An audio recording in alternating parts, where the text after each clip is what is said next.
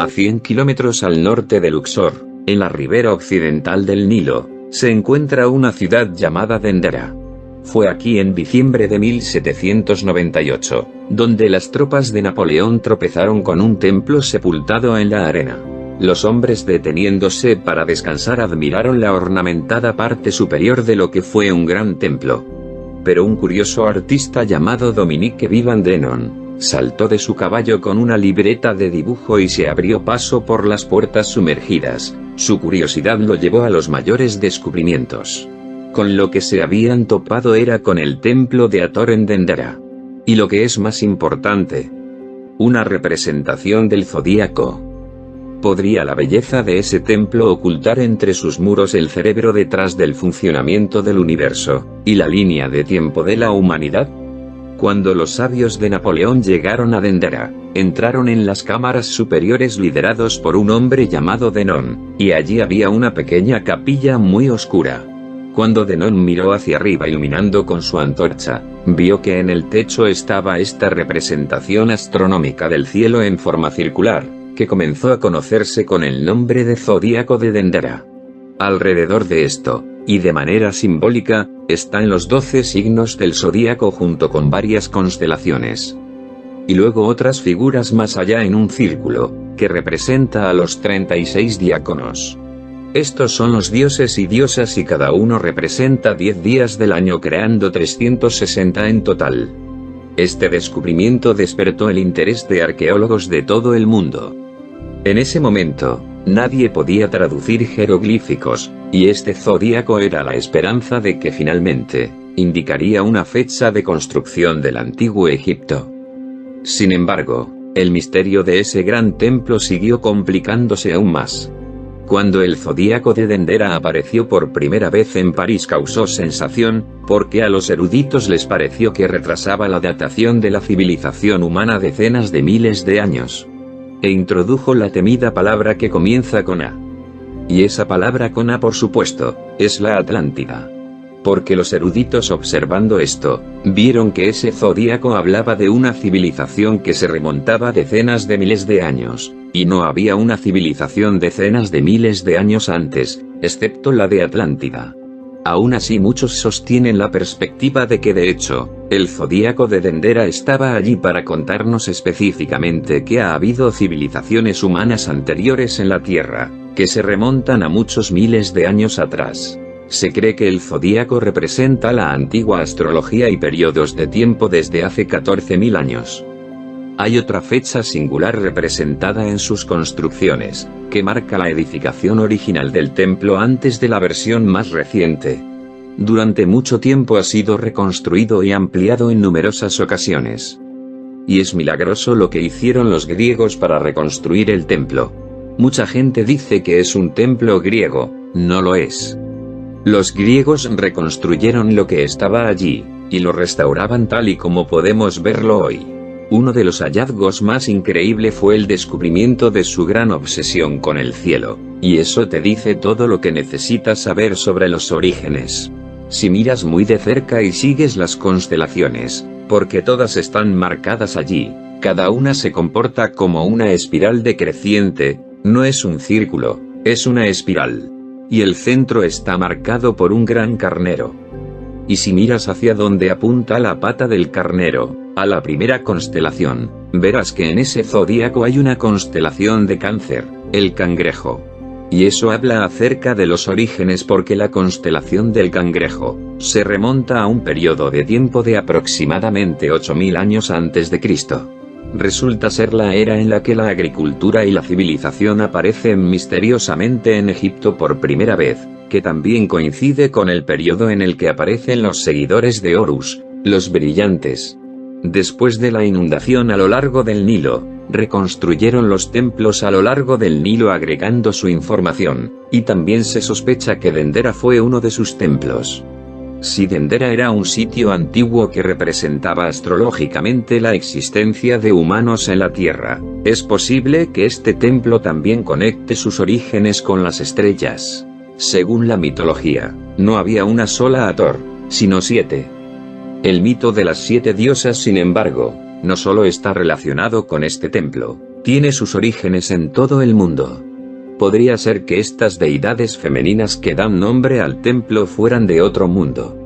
El arqueólogo egipcio Adel Rahman Amin, en su libro titulado Dendera, tierra de la diosa Hathor, concluye después de varios estudios, que el templo está en su azimut de 18 grados, 7 negativo, lo que alinea su estructura con las estrellas de la Osa Mayor, lo que es una alineación inusual para un templo en Egipto.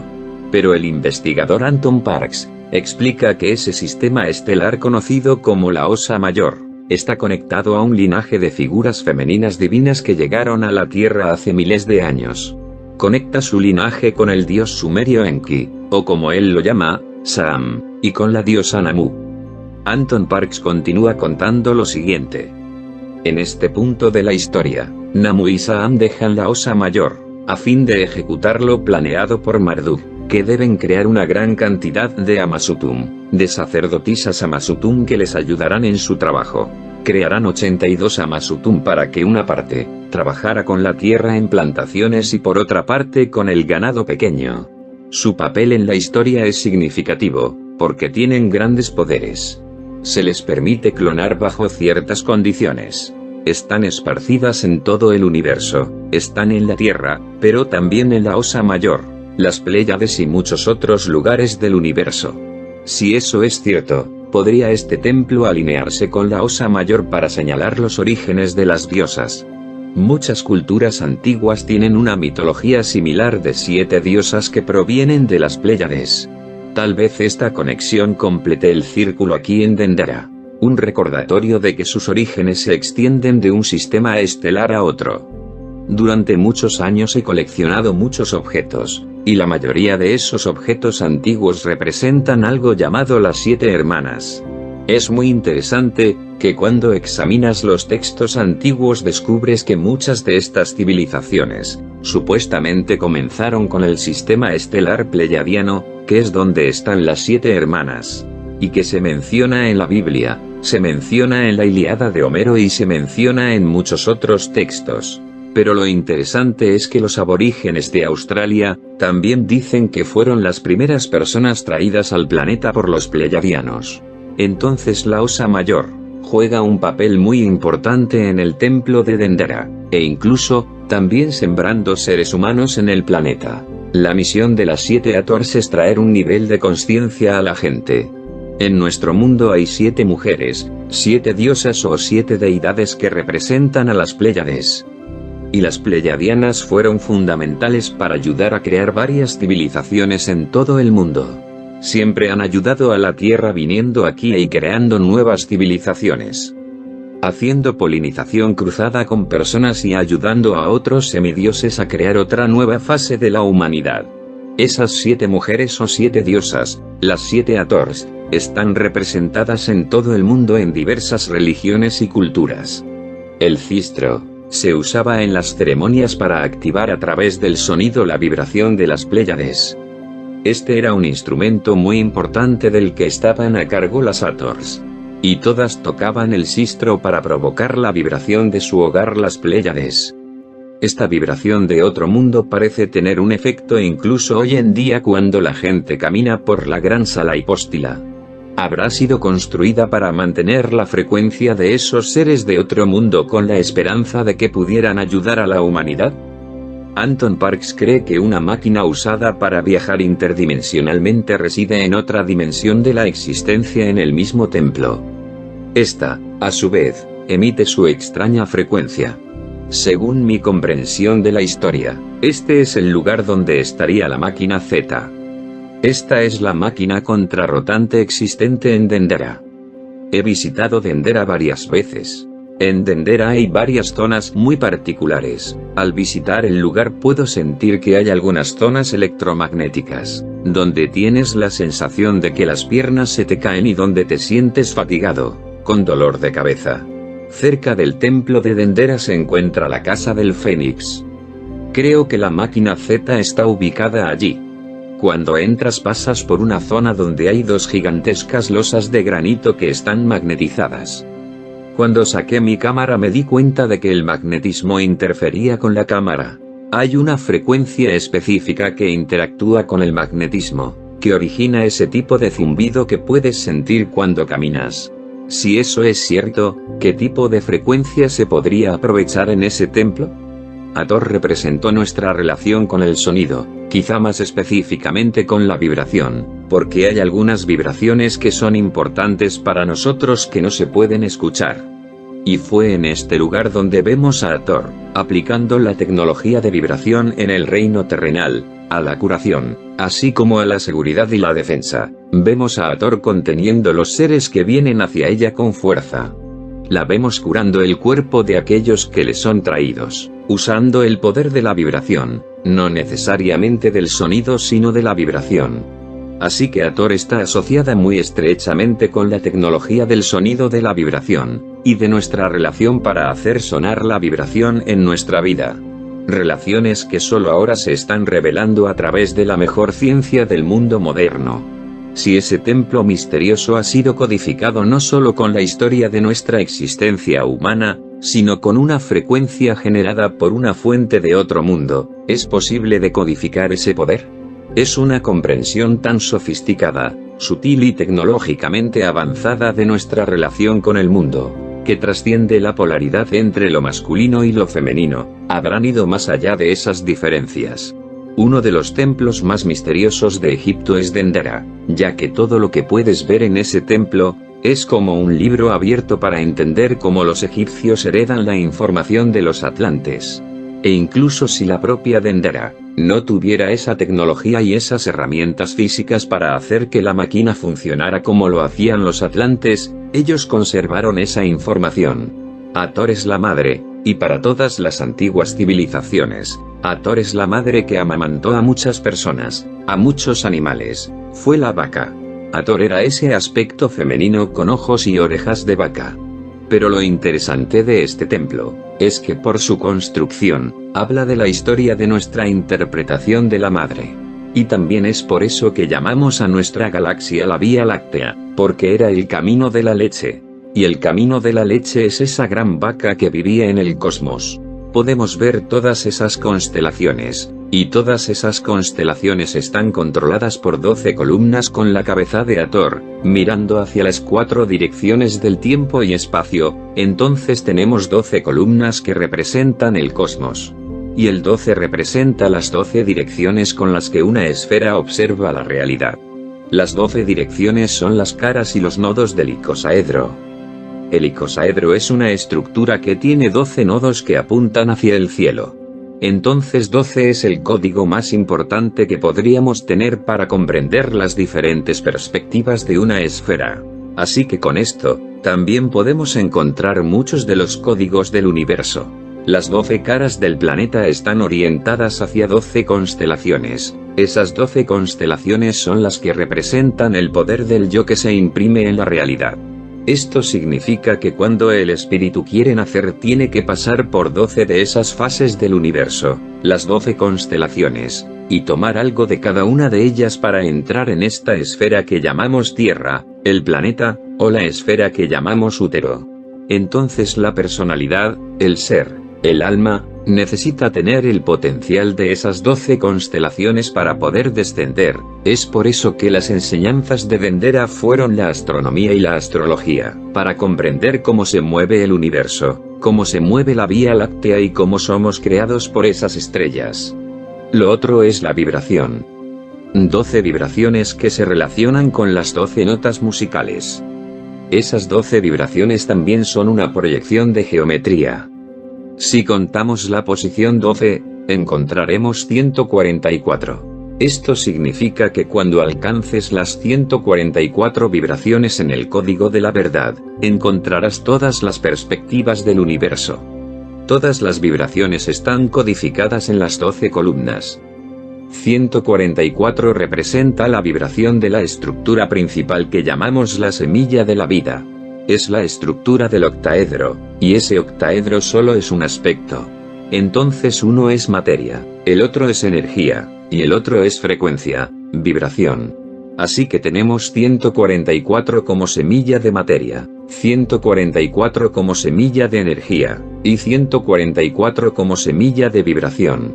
Cuando multiplicas 144 por 3, tienes 432, que es la vibración perfecta para alinear con el corazón. Que es el propósito principal del templo, alinearse con el corazón de la Madre. Por lo tanto 432 es la vibración para alcanzar el núcleo de este templo. Y mediante la vibración 432 podríamos alcanzar la cantidad perfecta para crear energía en el vacío. Cuando crearon energía en el vacío, pudieron iluminar las ciudades, pudieron iluminar todo solo con vibración. Esta es la energía libre de la que habla este templo. Es como usar las direcciones del universo para crear energía libre, para usar el flujo de la Kundalini que está en cada materia, en todo lo que existe. La Kundalini. Es posible que codificando este templo no solo esté la comprensión de cómo funciona el universo, sino las herramientas para volver al lugar de donde venimos hace miles de años. En la práctica yógica tradicional, Kundalini es una energía femenina oculta que se cree que yace enrollada en la base de la columna vertebral como una serpiente, hasta que se libera a través de una serie de prácticas. El investigador Greg Braden apunta a un misterioso 13º signo del zodíaco.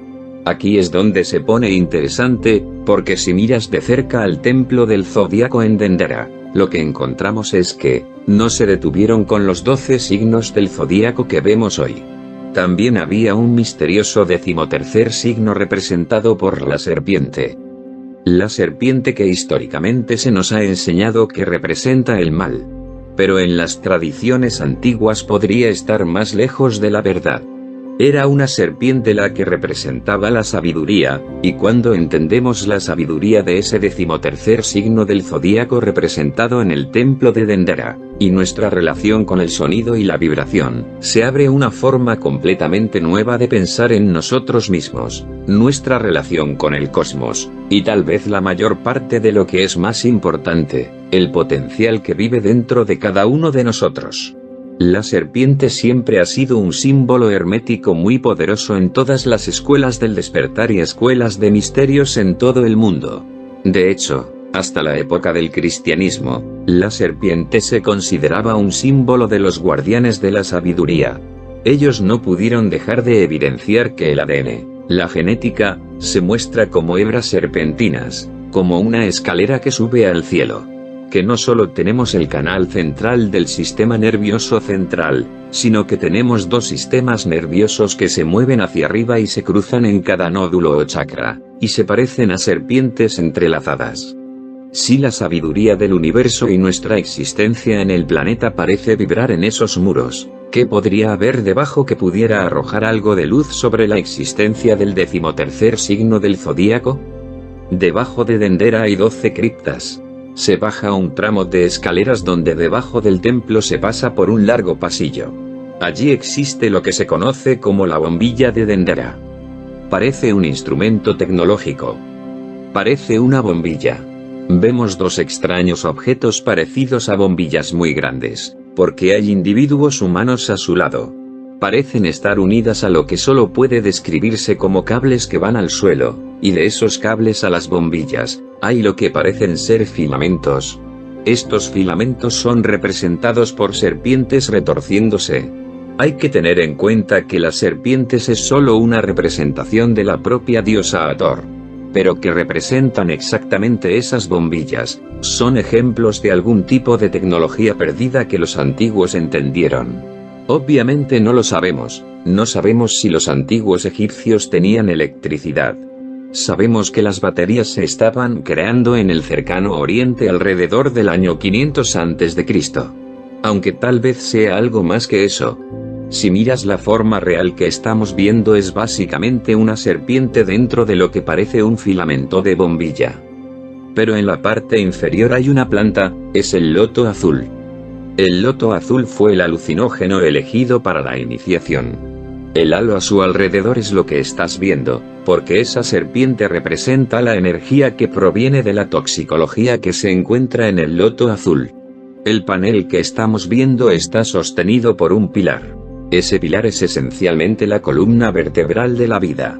Entonces, juntando todo eso, si uno está tomando un narcótico como iniciado, Y ese narcótico forma parte de la familia del loto azul, y ese loto azul está dándote el aura, que es esencialmente la energía que estás ingiriendo como iniciado. La serpiente dentro del aura es la energía que estás absorbiendo como iniciado. Y a partir de eso, serás sostenido por la columna vertebral del universo, que representa el ir al otro mundo. Y el viaje de regreso muestra cómo se colocó al iniciado en esa situación incómoda, parecida a un útero, y después de 3 días volverías a subir las escaleras.